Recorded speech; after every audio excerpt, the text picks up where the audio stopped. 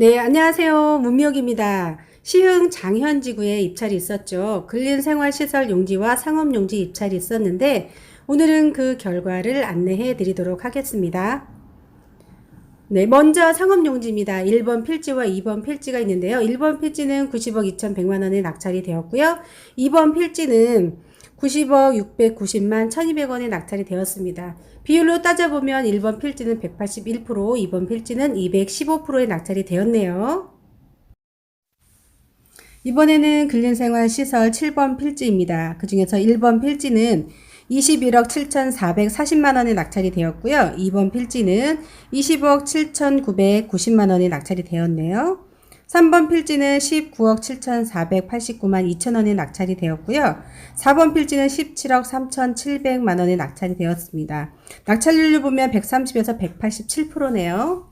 이번에는 근생 8번 필지입니다. 근생 8번 필지 중에 1번 필지는 21억 5천만원이 낙찰이 되었고요. 2번 필지는 22억 8천만원, 3번 필지는 25억 1,100만원에 낙찰이 되었고요. 4번 필지는 32억 6,499만원에 낙찰이 되었습니다. 낙찰되신 분들 축하드립니다. 네, 이번에는 계약 날짜와 계약 장소를 안내해 드리도록 하겠습니다.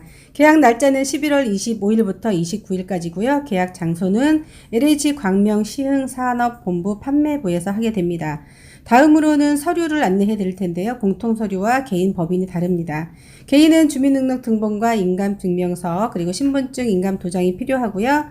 법인은 법인등기부와 법인인감증명서, 사업자 등록증, 대표자 신분증, 법인도장이 필요합니다. 공통서류는 계약금 납입 영수증이 필요하고요. 모든 구비 서류는 공고1 이후 발급분에 한하여 준비하셔야 된다는 거 명심하시기 바랍니다. 네, 낙찰되신 분들 축하드리고요. 장현지구는 부천 소사원시선이 2018년 6월에 개통이 되었고 월판선이 예정이면서 신안산선이 착공을 시작했죠. 신안산선 뉴스 영상 같이 보실까요?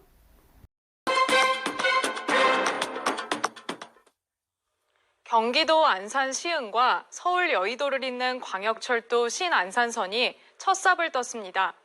개통되면 동작관악의 서울 서남부와 경기 남부를 오가는데 교통 편의가 높아질 것으로 보입니다. 기획 취재 유소환 기자입니다.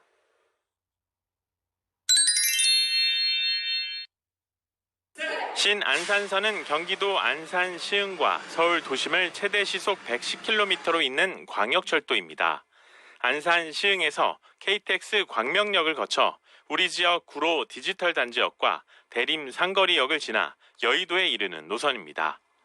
신안산선이 건설되면 기존 1시간 40분 걸리던 한양대 에리카 캠퍼스 여의도 구간이 25분으로 1시간 넘게 소요되던 원시 여의도 구간이 36분대로 단축됩니다. 3조 3,465억 원을 들여 총 연장 44.7km 구간에 정거장 15개와 차량기지 1곳을 놓습니다. KTX 광명역에서 고속철도를 1, 2, 4호선, 5, 7, 9호선과 환승할 수 있습니다. 더불어 소사 원시선과 서해선, 월곶 판교선과도 연결됩니다. 사업 방식은 민간 투자 사업으로 운영 위험성과 국비 부담을 낮춘 위험 분담형 방식, 즉 정부와 민간 사업 시행자가 수익과 적자 부담을 반씩 나눕니다.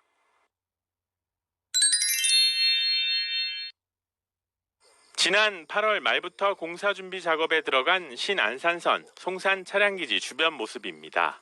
전체 노선은 오는 2024년 말 개통을 목표로 부지 확보 등의 절차가 마무리된 구간별로 본격적인 토공 작업에 들어갑니다.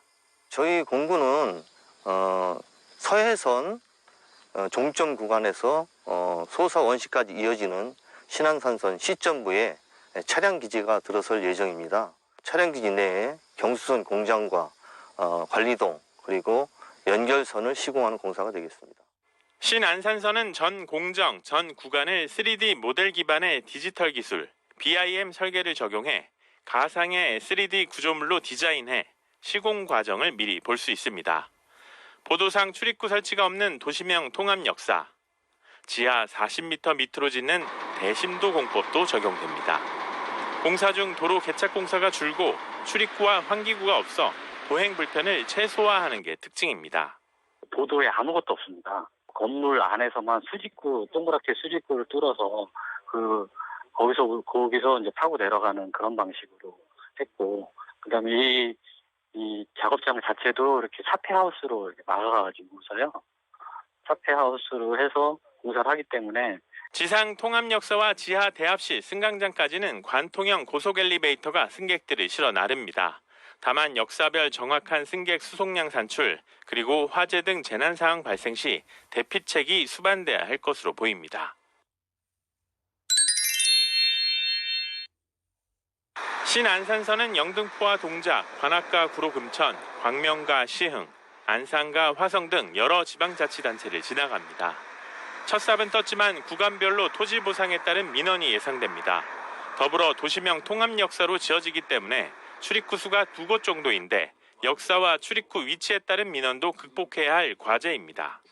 주민들의 편의성이 굉장히 중요한 문제인데 거기에는 이제 역사와 출입구 문제가 있습니다. 그 과정에서 기존의 재정 사업을 할 때 이미 발표됐던 기본적인 계획들이 있습니다. 이걸 주민들이 대부분 알고 있거든요.